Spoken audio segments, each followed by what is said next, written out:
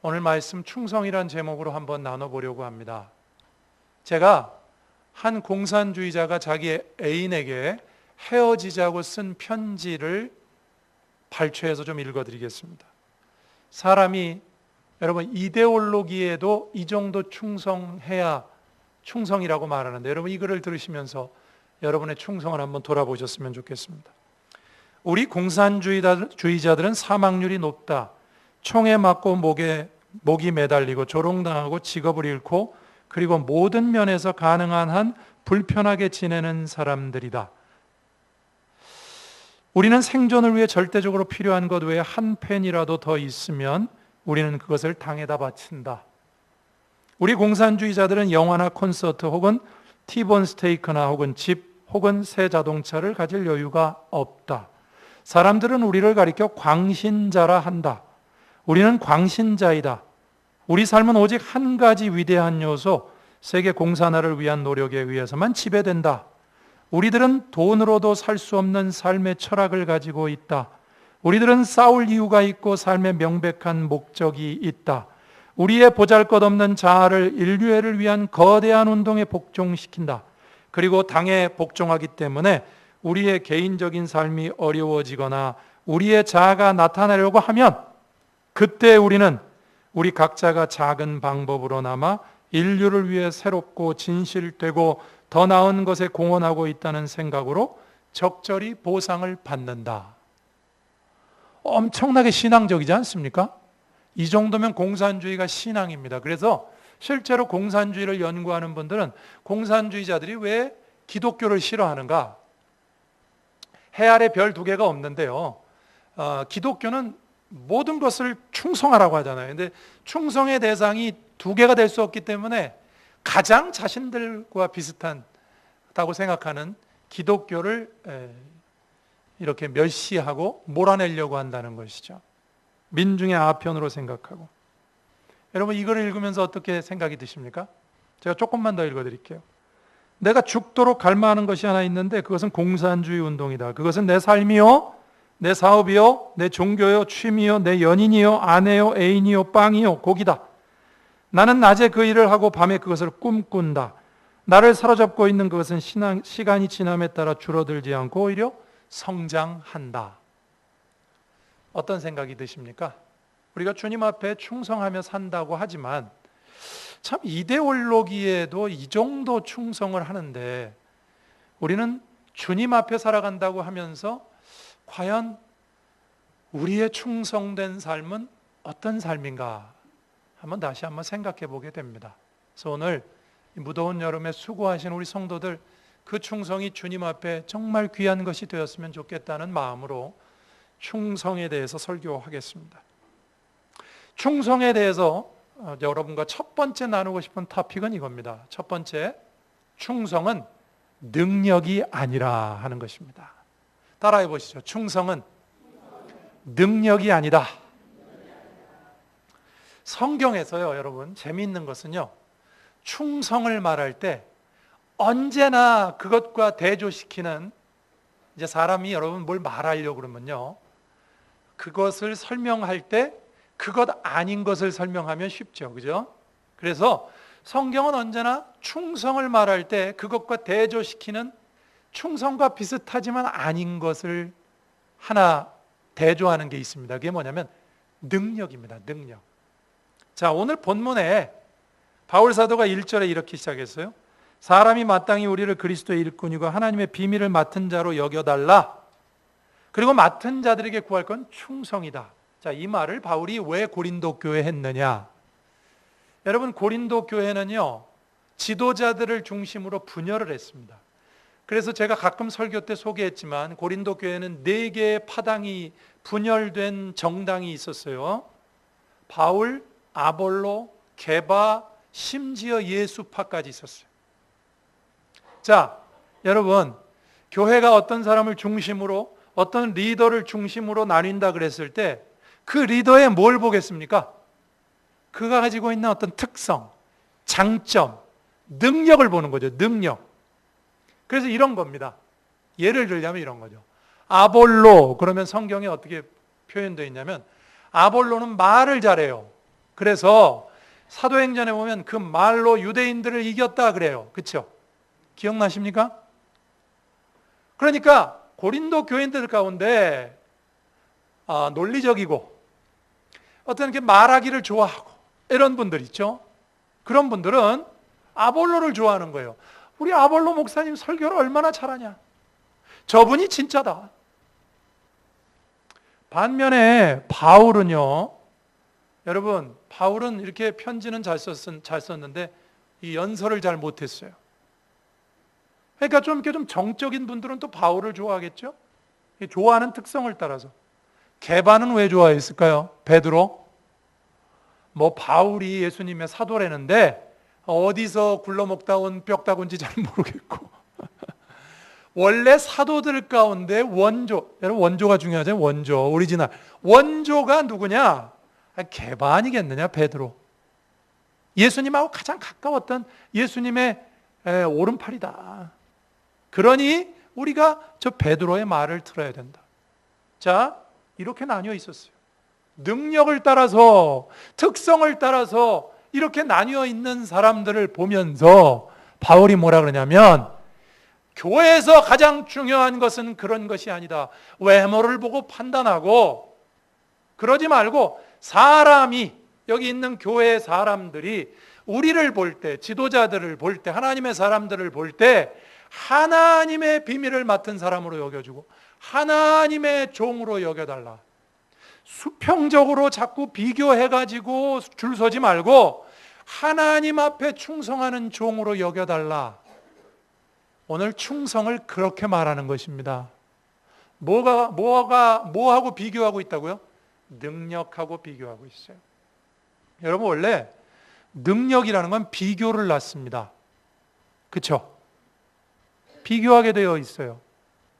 요한복음 21장에 보면 베드로에게 예수님이 이렇게 말씀하시죠. 네가 젊어서는 띠띠고 네가 원하는 대로 마음대로 다녔지만 늙으면 다른 사람이 네 몸에 띠를 띄울 것이고 네가 원하지 않는 곳으로 데리고 갈 것이다.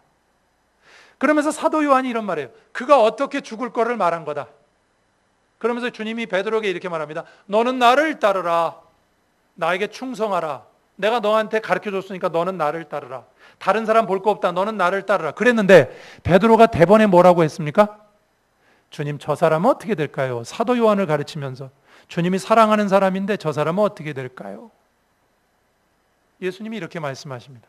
상관하지 말고 그 사람하고 너를 비교하지 말고 그 사람하고 너는 받은 게 달라. 가는 길이 달라. 너는 나만 보고 너는 나를 따르라. 예수님이 그렇게 말씀하세요. 여러분, 우리가 주님께 뭔가를 받았으면 받은 것을 가지고 충성해야 돼요. 주님만 바라보고 충성해야 되는데 사람들은 교회 안에서요 자꾸 비교합니다. 비교한다는 것은 서로의 능력을 비교하는 거죠. 여러분, 그렇게 하면요 충성을 할 수가 없습니다. 그래서 성경은 자꾸만 이 충성하라 하는 말에서 능력이 아니다 그런 말을 하는 거예요. 하나만 더 얘기해 볼게요. 여러분, 달란트 비유에서도 마찬가지입니다. 주님이 능력을 따라 맡겼지만 찾을 때는 충성으로 찾으셨죠. 능력을 따라 주셨지만 5달란트, 2달란트, 1달란트 찾을 때는 어떻게 찾으셨어요? 잘하였도다 착하고 충성된 종아, 충성으로 찾으셨어요. 5개를 남겼던 2개를 남겼던 1달란트 받은 사람도 1개만 남겼어도요 아무 문제가 없습니다. 충성만 했으면. 성경은 충성을 말할 때 능력을 말하지 않습니다.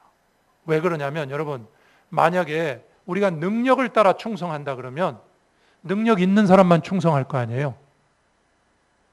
충성이라는 건 능력이 아니다. 성경이 그렇게 말할 때는요, 여러분, 충성은 누구나 할 수 있는 것으로 믿으시기를 바랍니다. 핑계 대지 마세요. 어떤 분이 이래요. 하나님께서요 저에게 이런 거를 안 주셔서 제가 충성을 못합니다. 시간을 안 주셔서, 돈을 안 주셔서. 기도할 때도 이렇게 기도해요. 하나님, 저에게 이것을 주십시오. 그러면 주님을 위해서 쓰겠습니다. 거래죠, 거래. 그래서 충성을 말할 때는 능력하고 오해하지 말라는 겁니다. 고린도 교인들아, 자꾸 이렇게 비교하지 말아라. 그냥 충성하면 되는데, 우리는 하나님의 종으로서 주님 바라보고 충성할 건데 왜 너희들은 자꾸 비교하고 파벌 짓고 싸우고 이러는가? 교회 안에서도 가만히 보면요, 그런 것 때문에 싸우더라고요. 능력이 있네 없네. 여러분, 충성은요 누구나 가능한 것으로 믿으시기 바랍니다.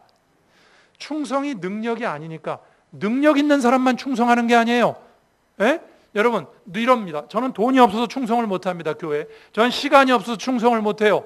아니에요. 다 핑계입니다. 충성은 자기가 있는 자리에서 주님 바라보고, 요만큼 가졌으면 요만큼 충성하고, 이만큼 가졌으면 이만큼 충성하고. 여러분, 능력은 달라도 충성은 같다 믿으시기를 주님의 이름으로 축원합니다. 그래서요, 성경에 보면요, 충성은 종종 여러분 믿음과 비교가 됩니다. 믿음. 여러분, 영어 단어에 충성스러운, 여기 오늘 본문에도 구할 것은, 믿는 자들에게 구할 것은 충성이니라 그랬는데요, 이 충성이라는 단어가 영어 단어로는요 faithful이라는 단어입니다. 여러분, faith라는 단어가 무슨 단어인지 아시죠? 믿음이란 뜻이에요. 믿음. 믿음직스러운. 영어 단어로도 충성스러운과 믿음과는 어원이 같죠? 이게 그리스어에서 온 거예요. 헬라어에도요, 충성과 믿음은 어원이 같습니다. 어떤 면에서 그러면 여러분 같을까요? 한번 말씀드려 볼까요? 민수기 12장 7절에 이런 말씀이 있어요. 모세를 성경이 이렇게 소개합니다. 내 종 모세와는 그렇지 아니하니 그는 내 온 집에 충성함이라. 모세의 충성을 말할 때요, 온 집에 충성한대요. 어떤 일부분을 충성한 게 아니라 전반적으로 온 집에 충성한다, 이렇게 말합니다. 이런 거죠. 요셉으로 한번 예를 들어볼게요. 여러분, 요셉이 보디발의 집에 잡혀갔습니다. 보디발이 요셉에게 뭐 하나 맡겼죠. 요셉이 맡길 때마다 족족 잘해요. 나중에는 요셉을 어떻게 했습니까? 보디발이 가정 총무를 삼아가지고 집안의 모든 일을 다 맡기죠. 하나하나 부분만 맡긴 게 아니라 다 맡기죠. 왜 그렇죠? 한결같이 잘하거든요. 어떤 특수한 것만 잘하는 게 아니에요. 장로 일만 잘하는 게 아니에요. 목사 일만 잘하는 게 아니에요. 평소에 인격도 좋고 모든 면에 한결같아요. 그래서 그에게 다 맡깁니다. 모세는 내 온 집에 충성스럽다, 이 말은요, 모세는 어떤 특별한 순간에만 하나님 앞에 충성한 게 아니라, 여러분, 믿음이라는 게 아까 제가 충성과 어원이 같다 그랬죠. 여러분, 우리 믿음은 늘 있는 겁니까? 있다가도 없고 없다가도 있는 겁니까? 믿음, 소망, 사랑, 이 세 가지는 항상 있을 것인데 그랬죠. 그러니까 믿음은 늘 있는 거죠. 그죠? 하나님, 제가 오늘 주일이네요. 오늘은 제가 믿음으로 살겠습니다. 월요일 아침이 됐어요. 하나님, 오늘부터는 믿음으로 살면 좀 곤란합니다. 제가 믿음을 좀 잠깐 떼어놓고 오늘부터 토요일까지는 좀 그냥 살겠습니다.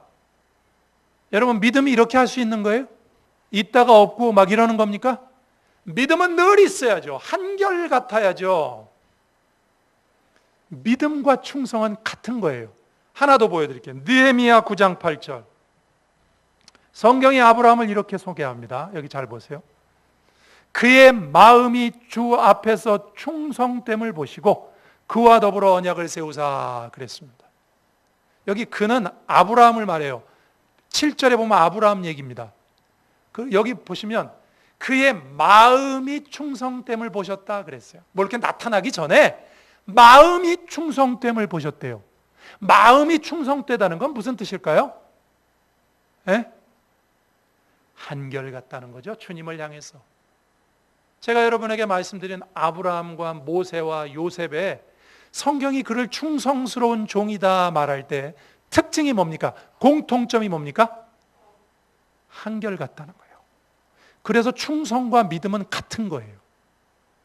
믿음이 한결같아야 되듯이 여러분, 충성은요 어쩌다 하는 게 아닙니다. 사람이요 어쩌다가 어떤 일에 한번 잘하기 쉬워요. 한결같기가 어려운 것입니다.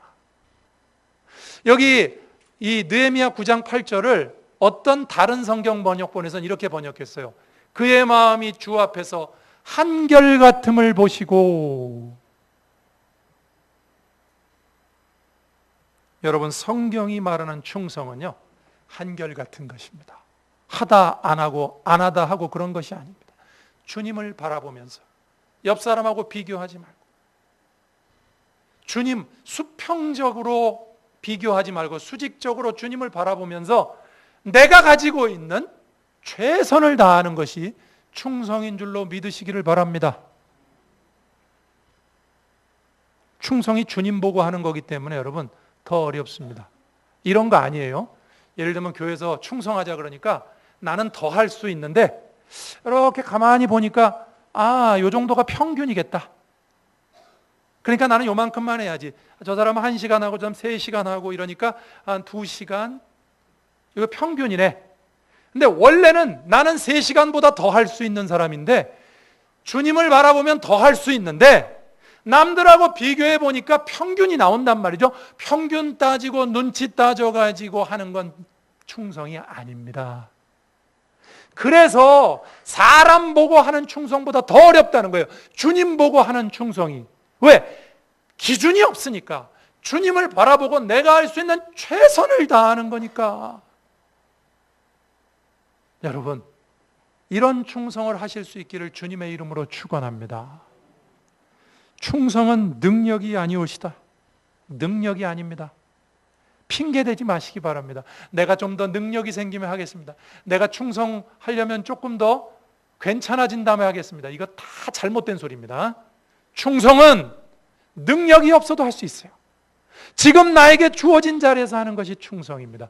충성은 믿음과 같은 것이에요. 있다 없고 없다 있고가 아니라 한결같아야 되는 것입니다. 이 무더위에 주님 앞에 충성하기를 원하시는 우리 성도 여러분, 공산주의자도 한낱 이데올로기를 따라가는 사람도 이런 마음으로 충성한답니다. 여러분, 우리의 충성이 주님 앞에 어떤 모습일까? 상상해 보십니까? 주님이 나를 어떻게 보실까? 주님 앞에 진정으로 충성하실 수 있는 여러분 되기를 주님의 이름으로 축원합니다. 두 번째, 충성은 능력이 아니라고 그랬습니다. 그러니까 우린 다 충성해야 됩니다. 여기 충성 못할 사람은 없다고 그랬죠. 믿음과 같다 그랬죠. 자, 그러면 충성자가 가져야 될 신앙이 뭐냐? 종말 신앙이라고 성경 한마디로 얘기합니다. 5절 보시죠. 이런 말씀이 있어요. 그러므로 때가 이르기 전 주께서 오시기까지 아무것도 판단하지 말라. 그가 어둠에 감추인 것들을 드러내고 마음의 뜻을 나타내시리니 그때 각 사람에게 하나님으로부터 칭찬이 있으리라. 자, 충성하라고 그랬죠. 근데 충성하는 사람은 어느 때에 있을 칭찬을 보고 일합니까? 여기 5절에 나오는 단어로 표현하면 그때죠. 그때는 어느 때입니까? 재림 때죠. 마지막 때죠. 그래서 제가 종말 신앙이라고 그러는 거예요. 하나님 앞에 충성하는 사람이 갖는 신앙이 뭐냐면요, 종말 신앙입니다. 지금이 아니라 마지막 때 주님 만났을 때 칭찬받을 것을 보면서 지금을 사는 거죠. 그러니까 주님을 만나는 그 마지막 직전부터, 지금부터 그 직전까지는 주님께 판단받을 것을 가지고 일하기 때문에 지금부터 주님 만나기 직전까지는 하지 말아야 될 게 하나 있어요. 오늘 본문에 말하는 게 있습니다. 그게 뭐냐면 판단하지 말라는 것입니다. 판단하지 말아야죠. 자, 오늘 본문에 언제까지 판단하지 말라고 그랬습니까? 주님 만날 때까지. 그러니까 이 땅에서는 아무것도 판단하지 말래요.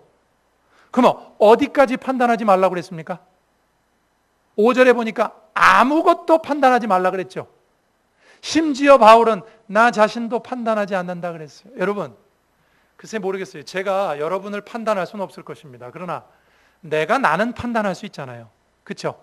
나는 알잖아요. 그죠? 그런데 종말 신앙을 가진 사람은요, 나를 판단하는 것도 하지 말래요. 내가 이만큼밖에 안 된다, 그러니 난 요거밖에 안 된다, 이런 거 하지 말랍니다. 아무것도 판단하지 말라. 여러분, 충성하는 사람에게는 마지막 때의 칭찬을 바라보는 종말 신앙이 있어야 되는데, 그 마지막의 칭찬을 바라보는 사람은요, 지금 판단하지 않습니다.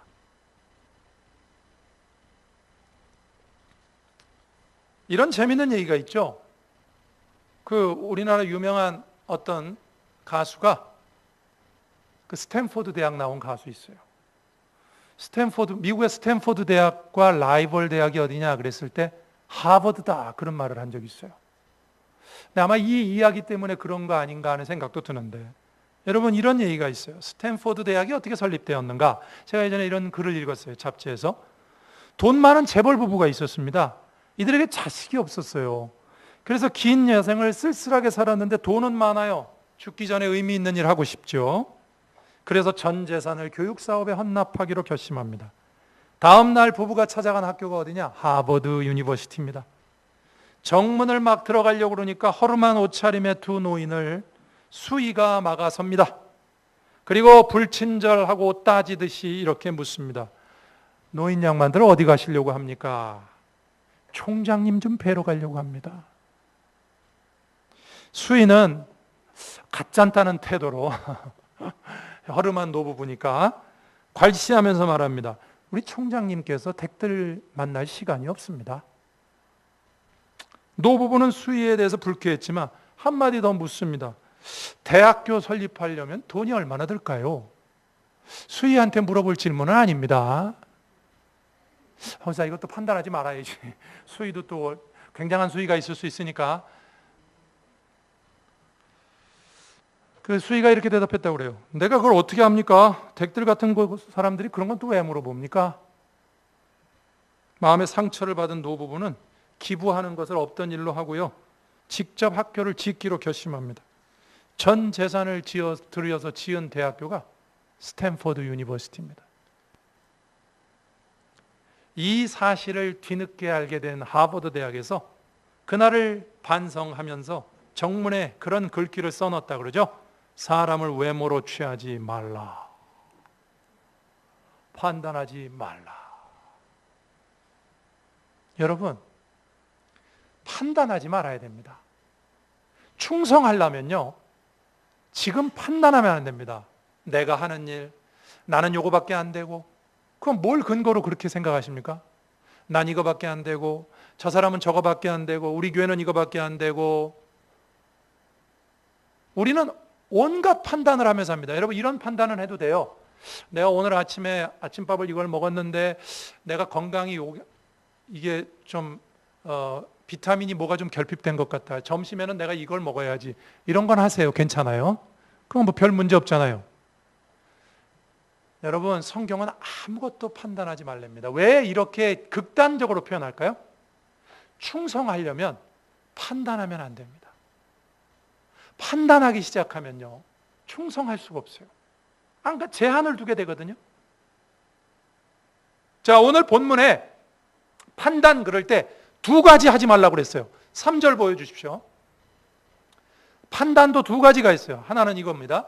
너희에게나 다른 사람에게나 판단받는 것이, 여러분께서 판단받지도 마시고요. 5절 보여주시죠. 5절 다시. 아무것도 판단하지 말라 그랬죠.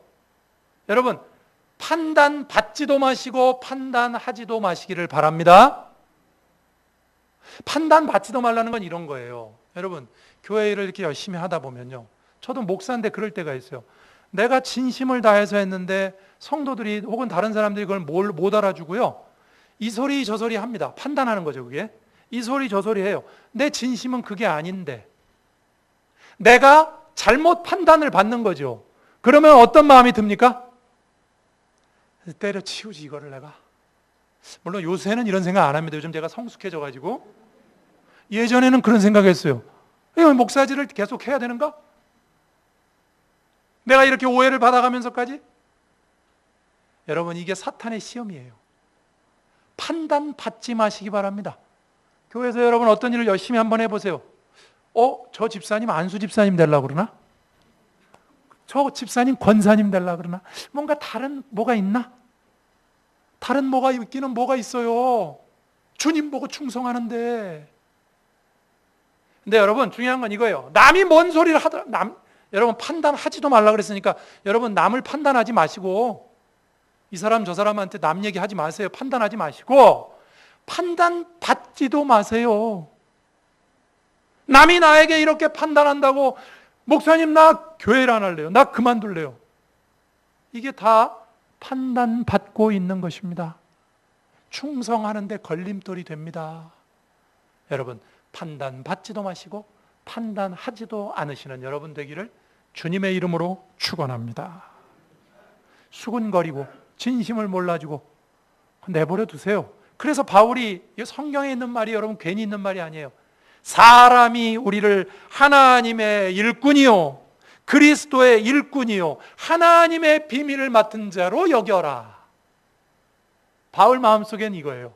나는 수평적인 건 관심 없다. 하나님의 일꾼, 그리스도의 일꾼, 다른 건 귀를 막으세요. 그래야 충성할 수 있는 것입니다. 저는 우리 성도들이 이 무더위에 충성스러운, 정말 주님께 인정받는 충성하시는 성도들 되시길 주님의 이름으로 축원합니다. 말씀을 정리하겠습니다. 여러분, 충성, 그럴 때 성경은 능력 아니라 그럽니다. 그러니까 여러분 이렇게 말하시면 안 돼요. 나는 능력이 없어서, 가진 것이 없어서, 시간이 없어서 나는 주님께 충성 못합니다. 충성은 저 사람이 해야죠. 저 사람은 시간도 많아요, 돈도 많아요. 목사님 충성은 저 사람이 해야죠. 저 같은 사람한테 충성하라 그럽니까? 충성을 오해하신 것입니다. 단단히 오해하신 것입니다. 충성은 믿음과 같은 것이에요. 있다 없고 없다 있는 게 아니라 한결같아야 되는 것입니다. 여러분 한결같이 충성하시기를 바랍니다. 남의 비교 듣지 마시고 평균 내지도 마세요. 예? 평균 내는 사람들도 있더라고요. 이렇게 눈치 봐가지고 남들 하는 만큼 하고, 그거 아닙니다. 그거 충성 아니에요. 나는 더 할 수 있으면 나는 더 하고, 남이야 조금 하든 많이 하든 그 무슨 상관이 있어요. 주님 보고 최선을 다하는 게 충성이니까 나는 더 하면 되지. 저 사람 저 사람은 그 정도밖에 안 되니까 또 그런 거. 충성은 능력이 아니라는 거 꼭 기억하시길 주님의 이름으로 축원합니다. 능력은 달라도 충성은 같습니다. 다 충성하시는 여러분 되시기를 주님의 이름으로 축원합니다. 또 여러분 충성하는 사람은 종말 신앙이 있다고 그랬죠? 종말 신앙이 있는 사람은 뭐 안 한다고 그랬습니까? 판단하지 마세요. 판단받지도 마시고 판단하지도 마시고, 그래서 진정으로 주님 바라보며 충성하시는 귀한 여러분 되시기를. 오늘 바울도요, 나는 너희들에게 판단받는 것이나 내가 나를 판단하는 것, 그거 나에게는 매우 작은 일이다. 나는 주님 보고 충성한다. 주님만 바라보고 충성하실 수 있는 여러분 되기를 주님의 이름으로 축원합니다. 기도하시겠습니다. 주여 우리에게도 이런 충성의 마음을 주옵소서. 주님 바라보면서 사람들이 말하는 거 뭐라 하든 섭섭해하지 않고 오직 주님 앞에 흔들리지 않는 충성자들 되게 해달라고 기도하겠습니다. 기도합니다. 사랑의 아버지 하나님 감사를 드립니다. 오늘 주님 앞에 나왔습니다. 저희들 이 무더위에 전도하고 성경학교하고 주님 앞에 충성합니다. 진정으로 하나님 내 있는 자리에서 충성할 수 있는 귀한 성도들 다 되게 하시고, 하나님 한결같을 수 있게 도와주시고, 내가 정해진 곳만 충성하는 것이 아니라 한결같이 충성하게 도와주시고, 하나님 아버지 판단받지도 판단하지도 않는 하나님 아버지 종말 신앙을 갖는 귀한 성도들 다 되게 하여 주옵소서.